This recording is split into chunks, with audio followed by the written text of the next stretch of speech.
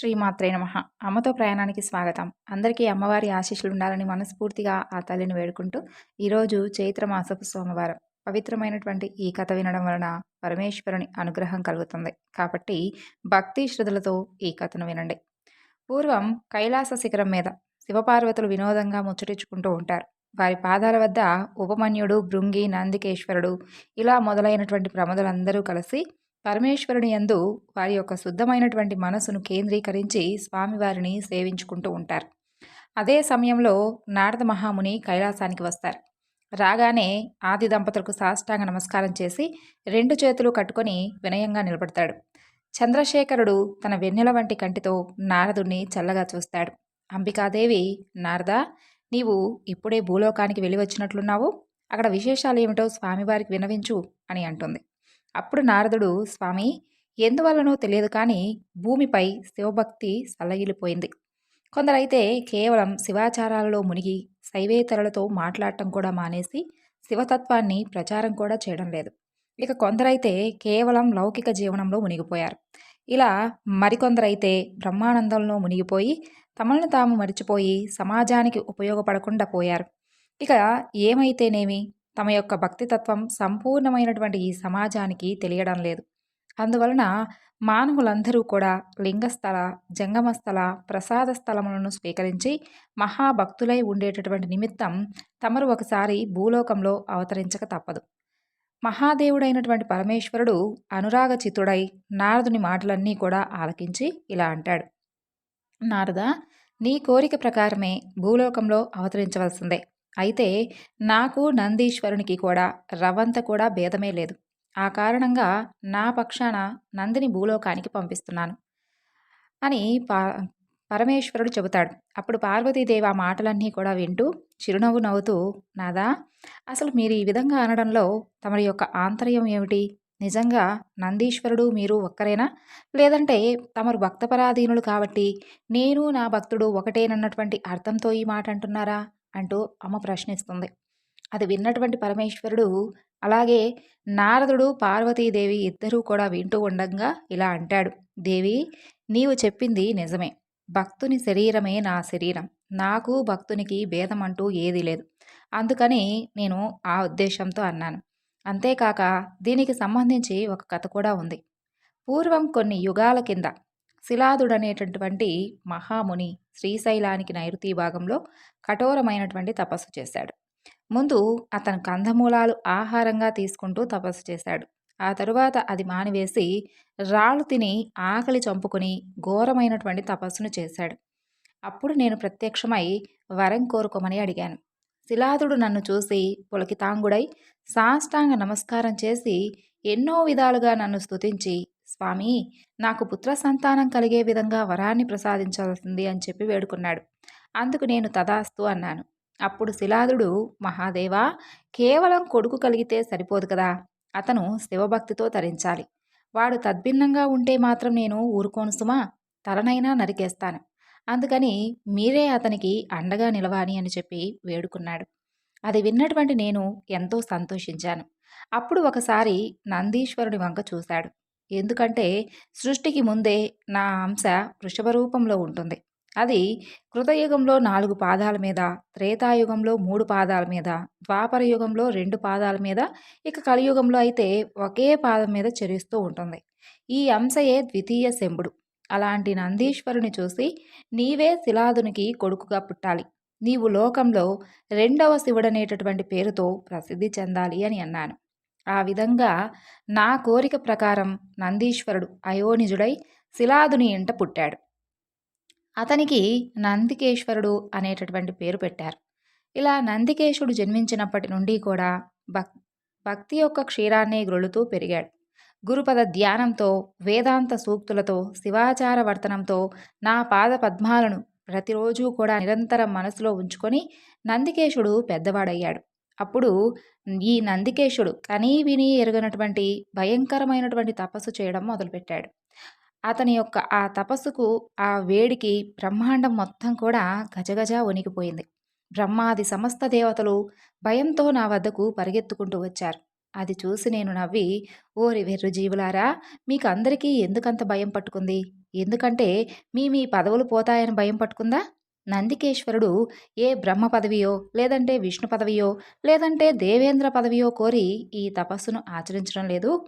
అందుకని మీరేమీ కూడా వణికిపోనవసరం లేదు అని చెప్పాను. అతనికి నా భక్తి తప్ప వేరే ఏ కోరికలు లేవని చెప్పి వారందరికీ వివరించాను. అలాగే వారు నమ్మకుంటే నా వెంట రండి చూపిస్తానంటూ నేను నందికేశుడు తపస్సు చేస్తున్నటువంటి శ్రీపర్వత ప్రాంతానికి బ్రహ్మాది దేవతలతో సహా అక్కడకు వెళ్ళాను. నందికేశుడు కన్నులు తెరిచి నన్ను చూశాడు. అప్పటి వరకు నేను అతని మనసులో స్థిరంగా ఉన్నాను. ఇక ఇప్పుడు అతని ఎదుటనే ఉన్నాను. అలా ప్రత్యక్షం కావడం చూసి అతని శరీరం పులకించింది.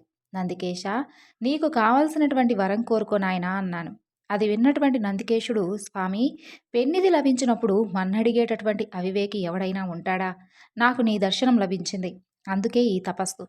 ఇక వేరే నాకే పదవులు గిదవులు అవసరం లేదు. నిర్మలమైనటువంటి భక్తిని నాకు ప్రసాదించండి స్వామి అని అన్నాడు. అది విని నేను నందికేశుణ్ణి గాఢాలింగనం చేసుకున్నాను. నాయనా నందికేశ, నీ ఆలింగన సుఖం నాకెప్పుడూ కూడా లభించే విధంగా నేను వాహనం చేసుకుంటున్నాను. పూర్వం నీవే నా వాహనానివి అని చెప్పి నేను నందికేశునికి ప్రమదగణాధిపతిగా పట్టం కట్టాను. సర్వజ్ఞత్వాన్ని ప్రసాదించాను. అలా నా వెంట బ్రహ్మ, విష్ణు, దేవేంద్రాది సమస్త దేవతలు అదంతా చూసి నందికేశునికి సాష్టాంగ నమస్కారాలు చేశారు.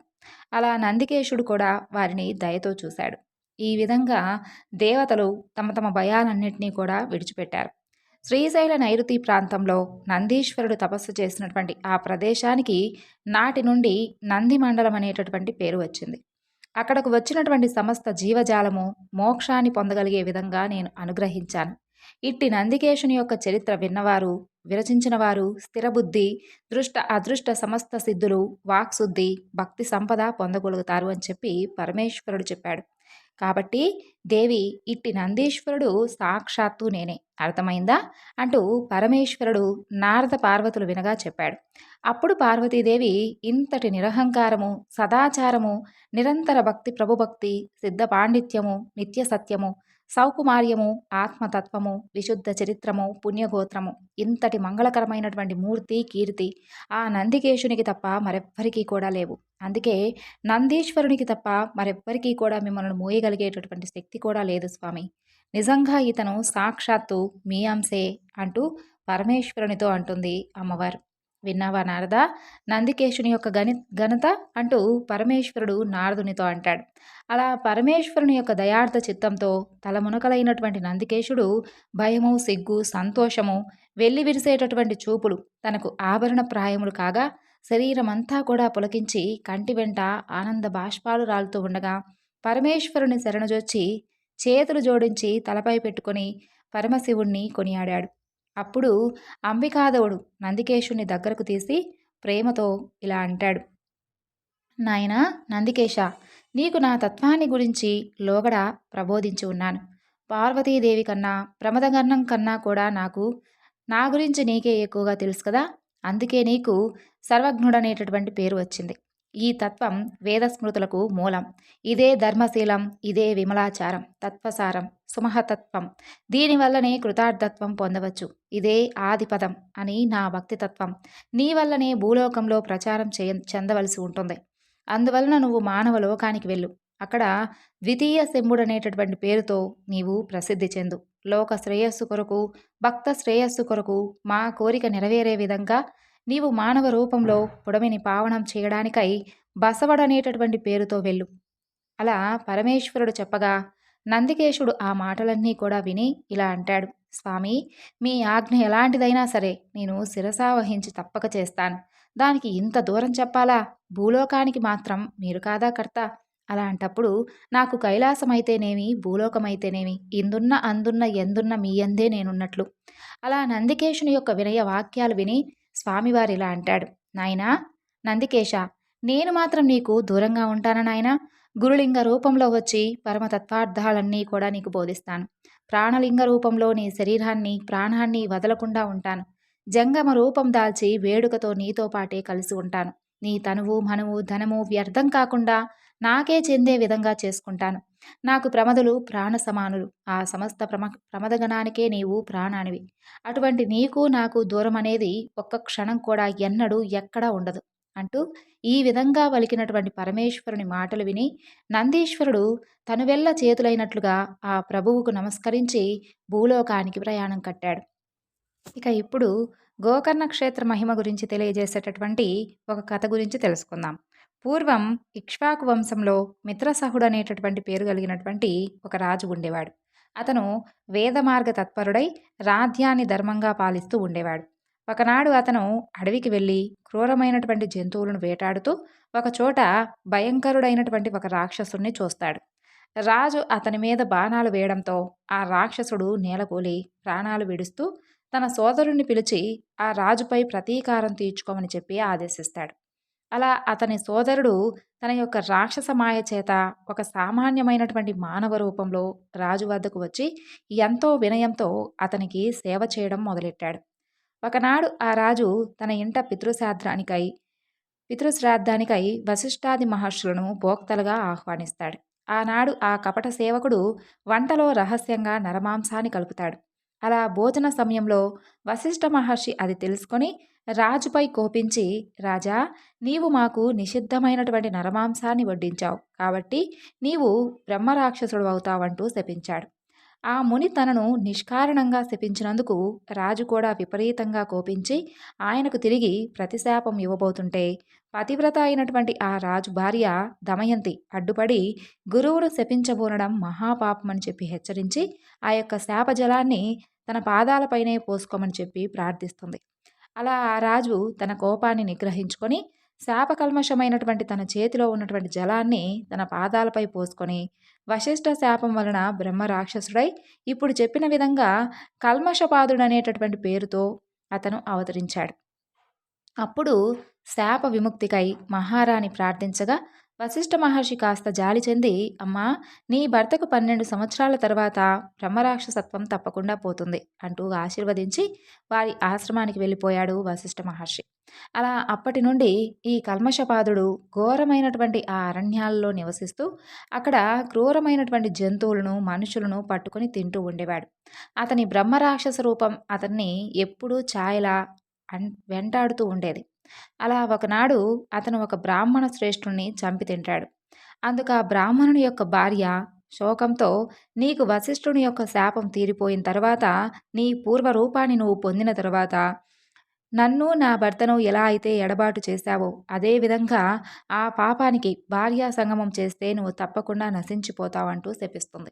అలా కొంతకాలానికి వశిష్ఠుని యొక్క శాపం నుండి విముక్తుడైనటువంటి ఆ రాజు తిరిగి తన నగరంలోకి ప్రవేశిస్తాడు. అతని రాకకై భార్య ఎంతో ఆతృతతో ఎదురు చూస్తూ ఉంటుంది. ఆమెను చూస్తూనే రాజు కన్నీటితో తనకు కొత్తగా సంక్రమించినటువంటి బ్రాహ్మణ పత్ని శాపం గురించి చెబుతాడు. అలా భార్యాభర్తలిద్దరూ కూడా కిన్నులై ఆ యొక్క శాప విముక్తికై తీర్థయాత్రలు చేస్తారు. అలా చేస్తూ చేస్తూ మార్గమధ్యంలో వారు గౌతమ మహర్షిని సందర్శించి వారి యొక్క విషాద గాథ గురించి విన్నవించుకుంటారు. అది విని జాలి చెందినటువంటి గౌతమ మహర్షి, రాజా, భయపడవద్దు, పాపాలన్నిటినీ పారద్రోలి అభీష్టాలనిచ్చేటటువంటి పవిత్రమైనటువంటి గోకర్ణ క్షేత్రం ఉండగా బ్రహ్మహత్యాపాతకం నిన్ను ఏమీ చేయలేదు. ఆ క్షేత్రంలోని నీరంతా కూడా పుణ్యతీర్థమే. అక్కడ శిలలన్నీ కూడా శివలింగాలే. ఆ యొక్క పవిత్ర క్షేత్రంలో మానవులకు అసలు పొందరానిది ఏముంది? ఆ క్షేత్ర మహత్యాన్ని తెలిపేటటువంటి ఒక కథ గురించి చెబుతాను. అలాగే నేను చూసింది చెబుతున్నాను. ఆ క్షేత్రంలో మరణించినటువంటి ఒక చండాల స్త్రీని కైలాసానికి తీసుకుని వెళ్ళడానికై అక్కడకు శివకింకరులు వచ్చారు. వారిని అడగ్గా వారు ఈ విధంగా నాకు చెప్పారు. పూర్వం ఈమె సౌదామిని అనేటటువంటి అందమైన బ్రాహ్మణ కన్య. ఆమెకు యుక్త వయసు దాటిన తర్వాత ఆలస్యంగా ఒక పేద బ్రాహ్మణునితో ఇష్టం లేనటువంటి వివాహం అతి బలవంతంగా చేశారు. కొద్ది కాలానికి ఆమెకు పిల్లలు కలగకముందే ఆ బ్రాహ్మణుడు మరణించాడు. ఆమె కామవశం చేత ఒక కోమిటివాడిని ఉంచుకుంది. జారత్వం ఎప్పటికీ కూడా దాగదు కదా. త్వరలోనే ఆ రహస్యం గురించి బంధువులందరికీ కూడా తెలిసి వారు ఆమెను వెలివేసి ప్రాయశ్చిత్తం చేసుకున్నారు. అప్పటి నుండి ఆమె ఆ యొక్క వైశ్యునితోనే జీవించడం ప్రారంభించింది. అతని దుస్సాంగత్యంతో మద్యపానానికి కూడా ఆమె అలవాటు పడింది. ఒకనాడు ఆమె కళ్ళు తాగినటువంటి మైకంలో ఆవు దూడ ఒకదానిని మేక అనుకొని చంపి దాని తలను మరునాటికని చెప్పి దాచి మిగిలినటువంటి దేహాన్ని వండుకొని భుజించింది.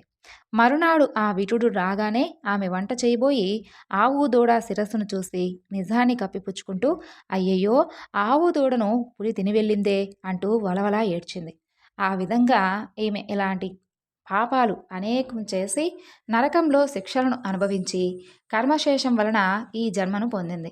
అయితే ఈ జన్మలో ఆమె పుట్టుగుడ్డి కుష్ఠరోగి అయి కొంతకాలం పాటు తన తల్లిదండ్రుల చేత పోషింపబడింది. వారు మరణించిన తరువాత దిక్కులేక ఆకలితో అలమటిస్తూ ఒకనాడు అందరినీ కూడా భిక్ష కోసం యాచించింది శివరాత్రి రోజు. ఆనాడు అన్నం ఎవరూ కూడా వండరు కదా. ఆమె చేతిలో కొన్ని మారేడు దళాలు మాత్రం ఉంచారు. అయితే అవి తినడానికి పనికిరావని చెప్పి భావించి వాటన్నిటినీ కూడా జార విడిచింది. అయితే ఆమె జార విడిచినటువంటి ఆ క్షణంలో ఆ బిల్వమంతా కూడా అక్కడే ఉండేటటువంటి ఒక శివలింగం మీద పడింది. అదే ఆమె చేసినటువంటి శివపూజ. అలాగే ఆ రోజంతా కూడా ఎవరూ వంట చేయకపోవడం వలన ఆమెకి ఎవరూ కూడా తిండి పెట్టలేదు. తిండి లభించినటువంటి కారణంగా ఆ రాత్రి ఆమెకు నిద్ర కూడా రాలేదు. ఈ విధంగా ఆమె ఉపవాసం జాగరణ కూడా చేసినట్లుగా అయ్యింది. అలా ఆ రోజంతా ఆమె శివనామ సంకీర్తనం వింటుంది. తెలియక చేసినటువంటి ఆ వ్రతం వలన ఆమె పుణ్యాత్మురాలైంది. ఇప్పుడు ఆమెను కైలాసానికి తీసుకురమ్మని చెప్పి మమ్మల్ని పరమేశ్వరుడు పంపించారని చెప్పి ఆ శివదూతలు నాతో చెప్పారు. అప్పుడు ఆ శివదూతలు ఆమె మృతదేహంపై అమృతం చల్లి దేవ విమానం మీద ఆమెను కైలాసానికి తీసుకుని వెళ్ళారు. కాబట్టి రాజా, అబుద్ధిపూర్వకంగా చేసినటువంటి ఆమె వ్రతానికే మరి ఇంతటి ఫలితం ఉంటే ఇక మీరు బుద్ధిపూర్వకంగా చేసినటువంటి దాని ఫలితం గురించి చెప్పతరమా? కాబట్టి నీవు వెంటనే గోకర్ణ క్షేత్రానికి వెళ్ళి మహాబలేశ్వరుని సేవించు. బ్రాహ్మణీ శాపం నుండి తప్పకుండా విముక్తుడవవుతావు అంటూ గౌతమ మహర్షి ఆ యొక్క క్షేత్ర మహత్యాన్ని ఇంకా ఇలా వివరించారు. గోకర్ణమంతటి పవిత్రమైనటువంటి క్షేత్రం ఇంకొకటి లేదు రాజా. మిగిలినటువంటి క్షేత్రాలన్నీ కూడా చంద్రుడు నక్షత్రాల వంటివనుకుంటే ఈ గోకర్ణం పాపమనేటటువంటి కారు చీకట్లను నశింపచేసేటటువంటి సూర్యుడి వంటిది. ఆ క్షేత్ర దర్శనం స్మరణం వలన కూడా సర్వ పాపాలు నశిస్తాయి. అక్కడ ఇంద్రాది దేవతలందరూ కూడా తపస్సు చేసి శివానుగ్రహం వలన వారి వారి అభీష్టాలను పొందారు.